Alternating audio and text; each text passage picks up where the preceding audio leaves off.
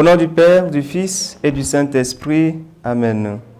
Ô Seigneur, envoie ton esprit qui renouvelle la face de la terre. Prions. Seigneur, notre Dieu, par l'illumination de l'Esprit Saint, tu as instruit le cœur de tes fidèles. Rends-nous dociles à ton esprit pour apprécier ce qui est juste et donne toujours le réconfort de sa présence. Par Jésus le Christ, notre Seigneur. Amen.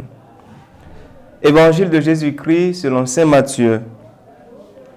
En ce temps-là, Jésus proposa aux foules une autre parabole. Le royaume des cieux est comparable à une graine de moutarde qu'un homme a prise et qu'il a semée dans son champ. C'est la plus petite de toutes les semences, mais quand elle a poussé, elle a dépassé les autres plantes potagères et devient un arbre, si bien que les oiseaux du ciel viennent et font leur nid dans ses branches.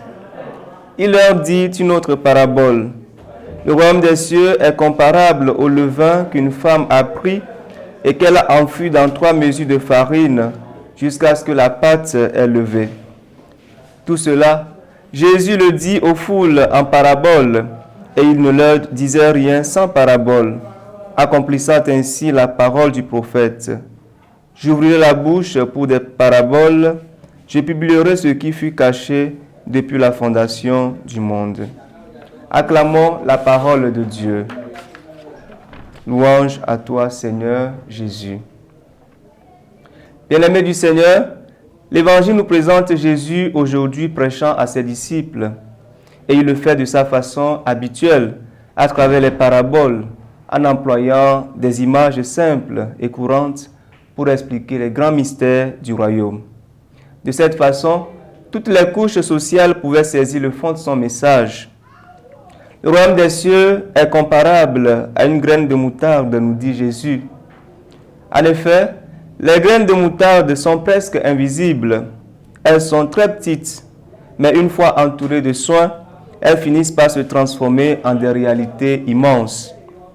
Le royaume des cieux est comparable à du levain qu'une femme enfuit dans 3 grandes mesures de farine. Bien évidemment, la levure de la pâte n'est pas tout de suite perceptible, mais si elle n'y était pas, la pâte ne pourrait se lever. La vie chrétienne, la vie dans l'esprit, s'apparente à cette réalité.